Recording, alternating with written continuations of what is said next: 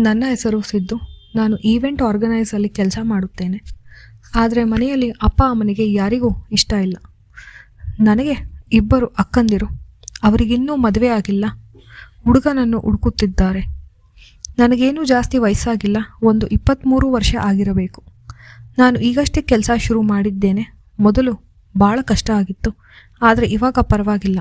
ಬಹಳಷ್ಟು ಕೆಲಸಗಳು ಬರ್ತಾ ಇದೆ, ದುಡ್ಡು ಬರ್ತಾ ಇದೆ. ಮತ್ತು ಇವಾಗ ನನಗೆ ಕೆಲಸ ಹೇಗೆ ಮಾಡುವುದು ಅಂತ ಚೆನ್ನಾಗಿ ಗೊತ್ತಿದೆ. ನಾವು ಕಷ್ಟದ ಸಮಯದಲ್ಲಿ ಇದ್ದಾಗ ನನಗೆ ಒಂದು ಹುಡುಗಿ ಪರಿಚಯ ಆಗ್ತಾಳೆ. ಆ ಹುಡುಗಿ ಬೇರೆ ಯಾರೂ ಅಲ್ಲ, ಅವಳ ಹೆಸರೇ ಮಧು. ಅವಳು ನನಗೆ ಕೆಲಸದ ಸಮಯದಲ್ಲೇ ಪರಿಚಯ ಆಗಿತ್ತು. ಅವಳ ಸ್ನೇಹಿತರ ಜೊತೆಗೆ ಇದ್ದಳು. ಅವಳು ಅರಟುತ್ತಾ ಕೂತಿದ್ದಳು. ಅವಳಿಗೆ ಏನೋ ಬೇಕಾಗಿತ್ತು. ನಮ್ಮಲ್ಲಿ ಕೆಲಸ ಮಾಡೋ ಯಾರೋ ಹುಡುಗ ಅವಳಷ್ಟೇ ಸರಿಯಾಗಿ ಮಾತಾಡಲಿಲ್ಲ. ಅದಕ್ಕೆ ಅವಳು ಕೋಪಗೊಂಡಿದ್ದಾಳೆ. ಅಂಥ ಸಮಯದಲ್ಲಿ ನಾನು ಮಧ್ಯಪ್ರವೇಶಿಸಿ ಅವಳಿಗೆ ಬೇಕಾಗಿರುವುದನ್ನು ನೀಡಿ ಅವಳಿಗೆ ಸಮಾಧಾನದಿಂದ ಮಾತಾಡಿದ್ದೆ. ಹೀಗೆ ನಮ್ಮ ಸ್ನೇಹ ಶುರುವಾಯಿತು. ನಮ್ಮ ಸ್ನೇಹ ಆಯಿತು. ಆಕೆ ನಾನೆಲ್ಲಿದ್ದರೂ ಅಲ್ಲೇ ಬರುತ್ತಿದ್ದಳು. ನನಗೆ ಕೆಲಸದಲ್ಲಿ ಜೊತೆಯಾಗಿರುತ್ತಾಳೆ. ನನಗೆ ಬಹಳಷ್ಟು ಕೆಲಸಗಳನ್ನು ಅವಳು ತಂದುಕೊಟ್ಟಳು. ಇದರಿಂದ ನನಗೆ ಹೆಚ್ಚು ಹಣವೂ ಬಂದಿದೆ. ಅವಳು ತುಂಬ ಒಳ್ಳೆ ಹುಡುಗಿ, ಮುಗ್ಧ ಮನಸ್ಸು, ಚೆನ್ನಾಗಿ ಮಾತಾಡ್ತಾಳೆ, ಆದರೆ ಕೋಪ ಜಾಸ್ತಿ. ಇಂಥ ಹುಡುಗಿ ಒಂದು ದಿನ ಜೋರಾಗಿ ಅಳ್ತಾ ಕೂತಿದ್ದಾಳೆ. ನಾನು ಯಾಕೆ ಏನಾಯಿತು ಅಂತ ಕೇಳಿದ್ರೆ ಏನೂ ಹೇಳ್ತಾ ಇಲ್ಲ. ಅವಳ ಮನಸ್ಸಿನಲ್ಲಿ ಏನೋ ನೋವಿದೆ. 1-2 ದಿನ ಆದಮೇಲೆ ಅವಳು ನನ್ನ ಹತ್ತಿರ ಅವಳ ಮನಸ್ಸಿನ ನೋವನ್ನು ಹೇಳಿಕೊಂಡಳು. ಅವಳ ತಂದೆ ತಾಯಿ ಮಧ್ಯ ಏನೋ ಜಗಳ ಅಂತೆ. ಅದನ್ನು ಮನಸ್ಸಿಗೆ ಹಚ್ಚಿಕೊಂಡು ಅವಳು ಅಳ್ತಾ ಇದ್ದಾಳೆ. ನಾನು ಅವಳಿಗೆ ಸಮಾಧಾನ ಮಾಡಿದೆ. ಅಷ್ಟೊತ್ತಿಗೆ ನಾವಿಬ್ಬರು ತುಂಬ ಹತ್ತಿರವಿದ್ದೆವು. ಯಾರೂ ಇಲ್ಲದ ಈ ಸಮಯದಲ್ಲಿ ನಮ್ಮಿಬ್ಬರ ಏಕಾಂತ ಪ್ರೀತಿ ಎಲ್ಲವೂ ವ್ಯಕ್ತಪಡಿಸುವ ಸಮಯ ಬಂದಿತು. ನಾನು ಮೊದಲ ಬಾರಿಗೆ ಒಂದು ಹುಡುಗಿಯನ್ನು ಈ ರೀತಿ ನೋಡಿದ್ದು ಜೀವನದಲ್ಲಿ. ಇದು ಇಬ್ಬರಿಗೂ ಹೊಸ ಅನುಭವ. ಇದು ಚೆನ್ನಾಗಿದೆ. ನನಗೆ ಎಲ್ಲಿ ಹುಡುಕುವುದೇ ಎನ್ನುವುದೇ ಗೊತ್ತಿರಲಿಲ್ಲ.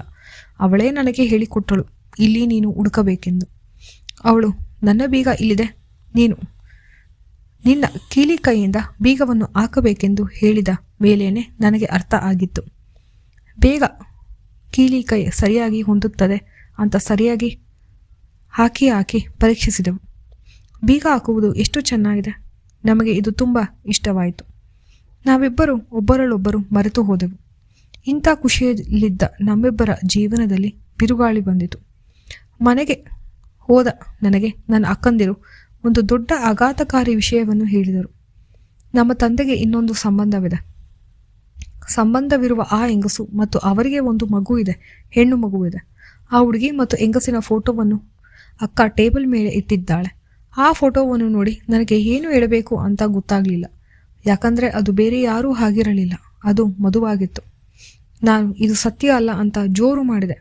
ಆದರೆ ಅಕ್ಕಂದಿರು, ಇದೇ ನಿಜ, ನೀನು ನಂಬಬೇಕೆಂದು ಹೇಳುತ್ತಾರೆ. ಆದರೆ ಅವರಿಗೆ ನನ್ನ ಮತ್ತು ಮಧುವಿನ ವಿಷಯ ಗೊತ್ತಿಲ್ಲ. ನನಗೆ ರಾತ್ರಿಯೆಲ್ಲ ಇದೇ ಯೋಚನೆ.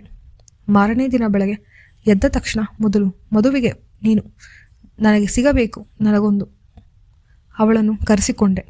ಪಾಪ ಅವಳು ಖುಷಿಯಾಗಿದ್ದಾಳೆ. ಇಷ್ಟು ಬೇಗ ನೀನು ನನ್ನನ್ನು ನೋಡಬೇಕಾ ಅಂತ ಕೇಳ್ತಾಳೆ. ಅವಳು ಬಂದ ಮೇಲೆ ನಾನು ಅವಳ ಅಪ್ಪ ಅಮ್ಮನ ಸಂಬಂಧವನ್ನು ಕೇಳಿದೆ. ಆವಾಗ ಅವಳು ನಿಜವನ್ನು ಹೇಳಿದಳು. ಅವರಪ್ಪ ಅವರ ಜೊತೆಗಿರುವುದಿಲ್ಲ. ಅವರ ತಂದೆ ತಾಯಿ ಸಂಬಂಧ ಗಂಡ ಹೆಂಡತಿ ಥರ ಇದೆ, ಆದರೆ ಜಗತ್ತಿಗೆ ಗೊತ್ತಿಲ್ಲ. ಈ ವಿಷಯ ತಿಳಿದ ತಕ್ಷಣ ನನಗೆ ಎಲ್ಲವೂ ಅರ್ಥ ಆಯಿತು. ಆದರೆ ಮಧುವಿಗೆ ವಿಷಯ ಹೇಳುವ ಪರಿಸ್ಥಿತಿಯಲ್ಲಿ ನಾನು ಇಲ್ಲ. ಅದಕ್ಕೆ ಅವಳಿಗೇನು ಹೇಳಲಿಲ್ಲ. ನಾನು ಒಂದಷ್ಟು ದಿನ ನನಗೆ ಕೆಲಸ ಜಾಸ್ತಿ ಅಂತ ಅವಳಿಂದ ದೂರ ಉಳಿದೆ. ಆದರೆ ಇದರಿಂದ ಅನುಮಾನಗೊಂಡ ಅವಳು ನನ್ನನ್ನು ನೋಡಲೇಬೇಕೆಂದು ಹಠ ಹಿಡಿದಳು. ನಾನು ಆವಾಗ ಅವಳಿಗೆ ಹೇಳಿದೆ, ಏನೋ ಆಗಿ ಹೋಗಿದೆ, ಅದನ್ನು ಮರೆತು ನೀನು ನಿನ್ನ ಜೀವನವನ್ನು ನೋಡಿಕೊ, ನನ್ನಿಂದ ದೂರ ಎಂದು ಅವಳಿಗೆ ಕಡ್ಡಿ ಮುರಿದ ಅಂತ ಹೇಳಿದೆ. ಅವಳು, ನೀನು ನನಗೆ ಮೋಸ ಮಾಡಿದೆ, ನಿನ್ನಿಂದ ಇದನ್ನು ನಾನು ನಿರೀಕ್ಷಿಸಲಿಲ್ಲ. ಊಟವನ್ನು ಚೆನ್ನಾಗಿ ತಿಂದ ಮೇಲೆ ಇವಾಗ ನನಗೂ ಊಟಕ್ಕೂ ಸಂಬಂಧ ಇಲ್ಲ ಅಂತ ಹೇಳ್ತಾ ಇದ್ದೀಯ. ದೇವರು ನಿನಗೆ ಶಾಪ ಕೊಡ್ತಾನೆ, ನನ್ನ ನೋವನ್ನು ಕಾಣಿಸೋ ಹಾಗೆ ಮಾಡ್ತಾನೆ. ಅವಳು ಹಾಗೆ ಹೇಳಿ ಅಳುತ್ತಾ ಹೊರಟು ಹೋದಳು. ಇದೇ ನೆನಪಿನಲ್ಲಿ ನಾನು ಅಲ್ಲೇ ಒಂದು 10 ನಿಮಿಷ ಕೂತೆ. ನನ್ನ ಗಾಡಿಯನ್ನು ನಾನು ತೆಗೆದುಕೊಂಡು ಬಂದೆ. ದಾರಿಯಲ್ಲಿ ಹೋಗುವಾಗ ಇದೇ ವಿಷಯವನ್ನು ಯೋಚನೆ ಮಾಡುತ್ತಾ ನನಗೆ ಆಕ್ಸಿಡೆಂಟ್ ಆಗಿತ್ತು. ತಕ್ಷಣ ನನ್ನನ್ನು ಹಾಸ್ಪಿಟಲ್ಗೆ ಸೇರಿಸಿದರು. ನನಗೆ ಪ್ರಜ್ಞೆ ಇಲ್ಲ. ಕೊನೆಯ ಫೋನ್ ಕಾಲ್ ನಾನು ಮದುವೆಗೆ ಮಾಡಿದ್ದರಿಂದ ಅವಳಿಗೆ ಫೋನ್ ಹೋಯಿತು. ಅವಳಿಗೆ ವಿಷಯ ತಿಳಿದು ಹಾಸ್ಪಿಟಲ್ಗೆ ಬೇಗ ಓಡಿ ಬಂದಳು. ಅದೇ ಸಮಯಕ್ಕೆ ನನ್ನ ಅಕ್ಕಂದಿರಿಗೂ ವಿಷಯ ತಿಳಿದು ಅವರು ಮತ್ತೆ ನನ್ನ ತಂದೆ ಬಂದರು. ನನ್ನ ತಂದೆಯನ್ನು ನೋಡಿದ ಮದುವೆಗೆ ವಿಷಯ ಏನೆಂದು ತಿಳಿಯಿತು. ನಾನು ಯಾಕೆ ಬೇಡ ಅಂತ ಹೇಳ್ತಾ ಇದ್ದೀನಿ ಅಂತ. ಅವರ ಮುಂದೆ ಏನೂ ಗೊತ್ತಿಲ್ಲದಂತೆ ಅಪ್ಪ ನಾಟಕ ಆಡಿದರು. ಮಧು, ನೀನು ಈಗ ಹುಷಾರಾಗಿದ್ದೀಯಲ್ಲ, ಅಷ್ಟು ಸಾಕು ನನಗೆ ಎಂದು ನನ್ನಿಂದ ದೂರ ಉಳಿದಳು. ನಾನು ಪ್ರೀತಿಸಿದ್ದ ಮಧು ನನ್ನಿಂದ ದೂರ ಹೋದಳು. ಅದಕ್ಕೆ ಕಾರಣ ಅವಳು ಈಗ ನನ್ನ ತಂಗಿಯಾಗಿದ್ದಾಳೆ. ತಂಗಿಯನ್ನೇ ಗೊತ್ತಿಲ್ಲದೆ ನಾನು ಎಲ್ಲವನ್ನೂ ಮಾಡಿ ಮುಗಿಸಿದ್ದೆ. ಇದು ತಿಳಿದೇ ಆದ ತಪ್ಪು. ಇದಕ್ಕೆ ಯಾರೂ ಹೊಣೆಯಲ್ಲ. ಈ ಕತೆ ನಿಮಗೆ ಇಷ್ಟವಾದರೆ ದಯವಿಟ್ಟು ಲೈಕ್ ಮಾಡಿ ಮತ್ತು ತಪ್ಪದೆ ಸಬ್ಸ್ಕ್ರೈಬ್ ಮಾಡಿ. ಧನ್ಯವಾದಗಳು.